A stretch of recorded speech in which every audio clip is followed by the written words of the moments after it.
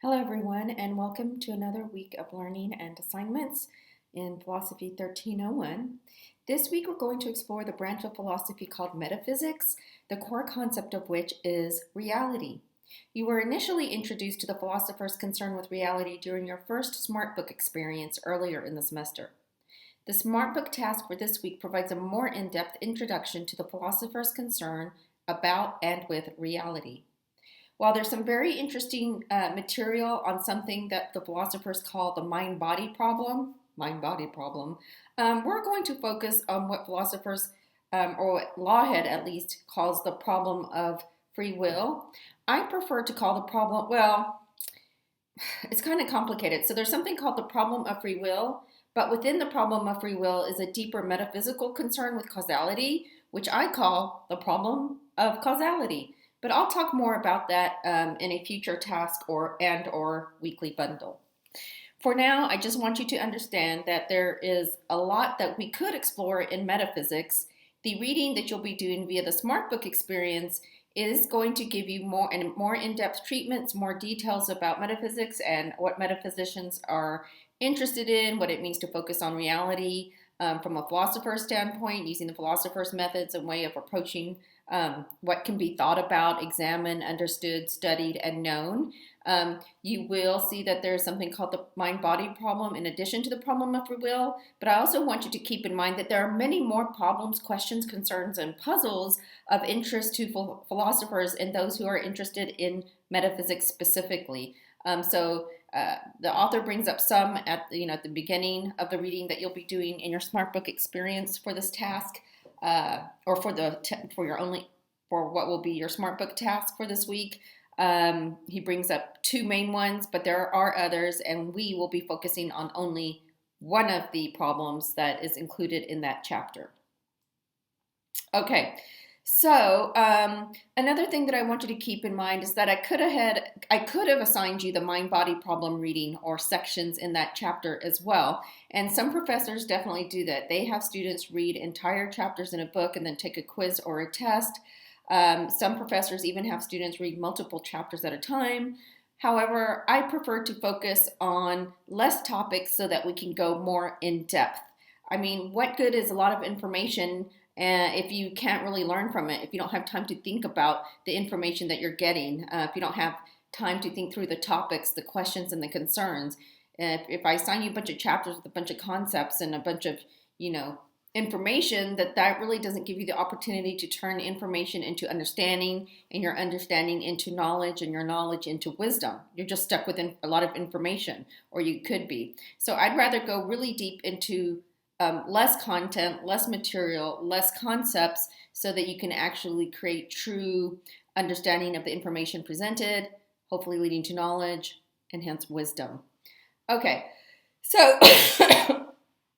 of course, if you want, you can explore the mind-body problem and the reading on your own, but you should first focus on making sure that you get what is actually assigned completed first.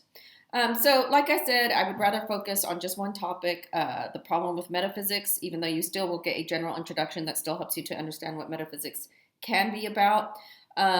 So your only topic is to do just that, to learn a little bit more about metaphysics and a lot more about the problem of free will. I want you to remember what I said in an earlier video. So remember, there's a video that I did for you right before you did your first SmartBook assignment. And remember, in your first SmartBook assignment, your first SmartBook experience, that's where you got your first formal introduction to philosophy using the SmartBook. And that's where Lawhead introduced you to the branches of philosophy, the philosopher's methods, their goals, their values, what they're trying to achieve. And what I said in that video was that I've chosen the SmartBook we are using in part because it is so accessible. It's written at a level that any student can understand. So long as you're reading all of the main text in a distraction-free environment while manifesting all of the intellectual virtues, having had enough sleep, having had enough nutrients, protein, stuff that feeds your brain, you will learn from the reading. One thing that I find odd that students say is like, I didn't get anything out of the reading, or I don't understand the reading at all, or the reading's confusing, I don't get anything. That simply is a self-contradictory statement, because and it's actually self-refuting. When a student says something to me like that after doing the reading, I say, actually, you just refuted yourself. And why do I say that? Because you're obviously speaking English when you communicate that to me.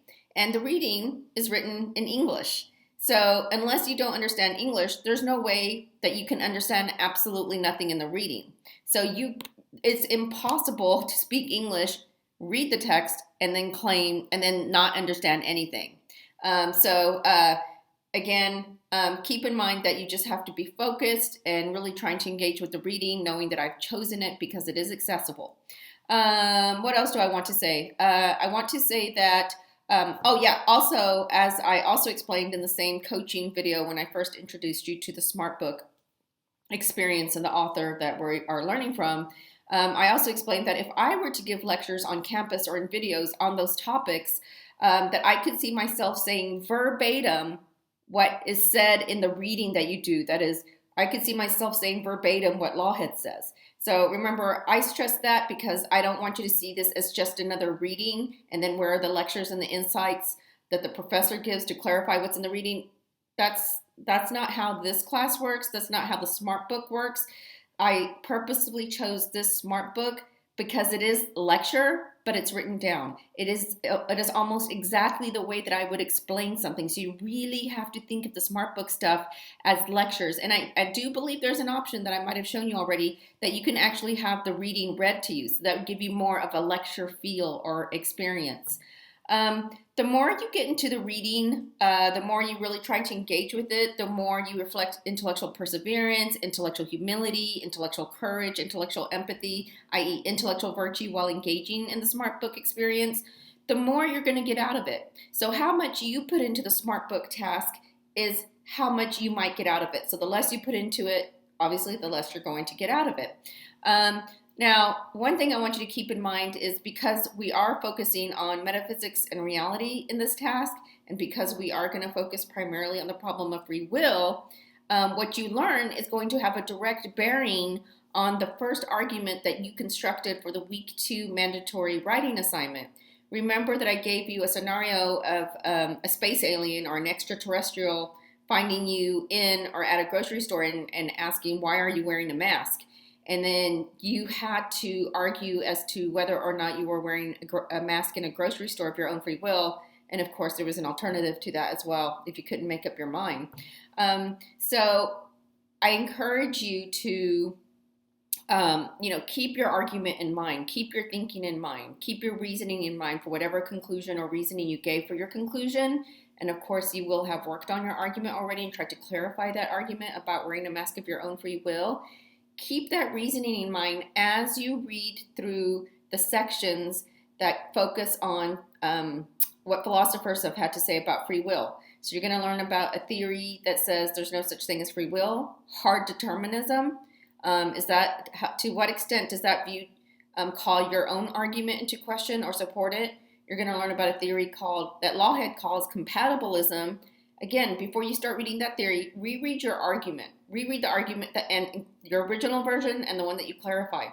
To what extent would a compatibilist challenge the argument you presented? Why? Using what concepts? To what extent might a compatibilist support what you said? Why? Using what concepts from their theory?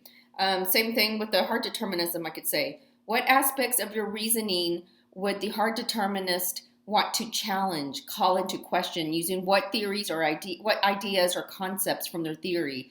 What might they say was good about your response? What might they agree with? Again, using what theories or concepts, what concepts or, ideas from their theories. And then lastly, you're going to learn about something called soft determinism. Oh, sorry, you know what? I forgot to say that so I said compatibilism. So compatibilism is also known as soft determinism.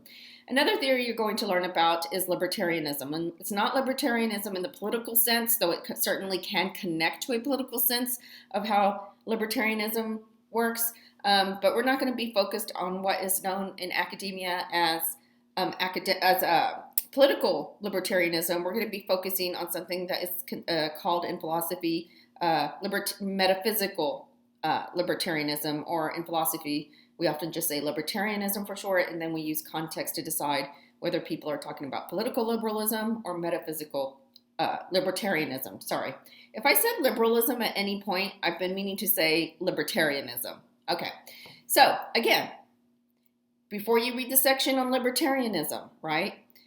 Reread your first response to that week 2 assignment. Reread your argument, your paragraph form argument. Reread the clarified version of your argument. With which aspects of your reasoning would a libertarian agree?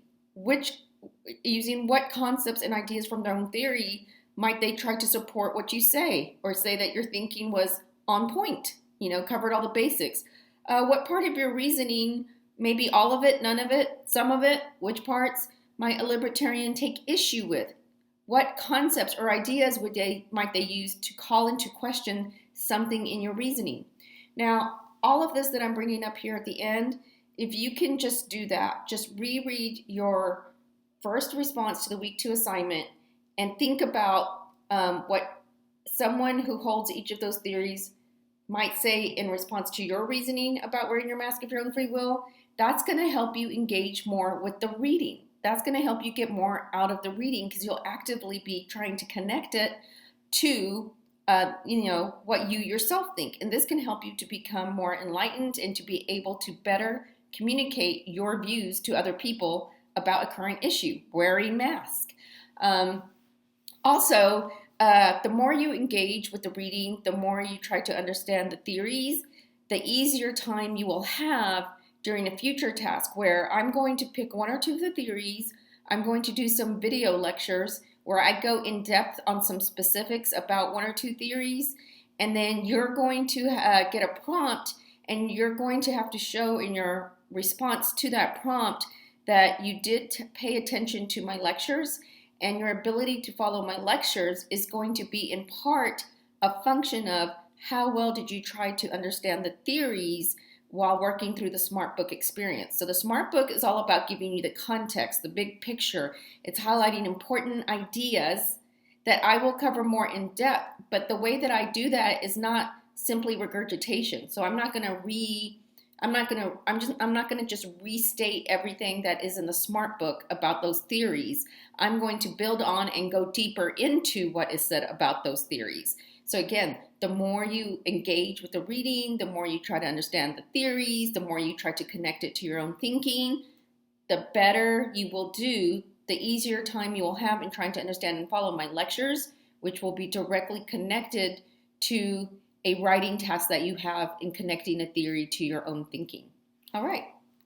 I hope you guys enjoy the reading and that you find it interesting, and that you are able to also see how maybe even you could enhance your original response to that first prompt with respect to the week 2 foundational writing assignment.